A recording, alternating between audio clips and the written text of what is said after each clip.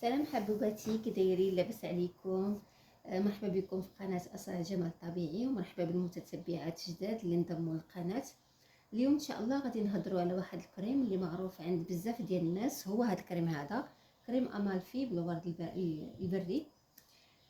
هذا الكريم هذا بامكانك ديريه للوجه ديالك والجسم ديالك كامل وكذلك يديك، وهذا الشيء اللي كيخليه عملي يعني بالنسبه لاي وحده كتبغي منتوج واحد للاستعمال اليومي. بالنسبه لهذا الكريم، اول حاجه كتلاحظيها فيه ان الريحه ديالو زوينه بزاف، يعني زوينه وخفيفه، ماشي بحال دوك الكريمات اللي كتكون ريحتهم قويه بزاف. القوام ديالو خفيف، هانتوما شوفوا القوام ديالو خفيف، يعني ما ثقيلش، خفيف. هانتوما كيف ما تشوفوا،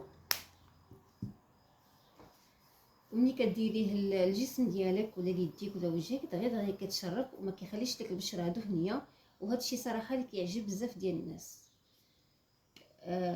انا صراحه جربته وهذا الشيء اللي عجبني فيه، يعني ملي كنديرو ليديا ولا لوجهي دغيا كيتشرب ليا وما كيخليليش كيف ما قلت لكم البشره دهنيه. بالنسبه للناس اللي كتعاني من الجفاف، يعني وجهها كيكون ناشف بزاف، الجسم ديالها كتحس به ناشف، ويديها يعني بقوه الغسيل، انا كنصحكم بهذا البنات واعر في الترطيب. كيعطيك واحد الاحساس بالنعومه وانتعاش، وكيخلي لك اليدين ديالك رطبين رطبين رطبين. كديريه، انا صراحه كنديرو في الليل، يعني انا ملي كنديرو يديا كنبقى كل شويه كنغسل يدي، يعني ما كنستافدش منه، ولكن انا كنصحكم انكم ديروه بالليل. ديريه، دهني الوجيه ديالك، دهني يديك ونعسي. راكم كتلاحظوا الفرق البنات، والله العظيم الا كتلاحظوا الفرق. بالنسبه للحجم ديالو، هانتوما كتشوفوا فيه 150 ملل، يعني كميه كثيره، هانتوما كتشوفوا راه كبير، والثمن ديالو مناسب بمقارنه مع الحجم ديالو، وهذا الشيء اللي كيخليه من بين المنتجات اللي كيلقاو اقبال بزاف عند الناس.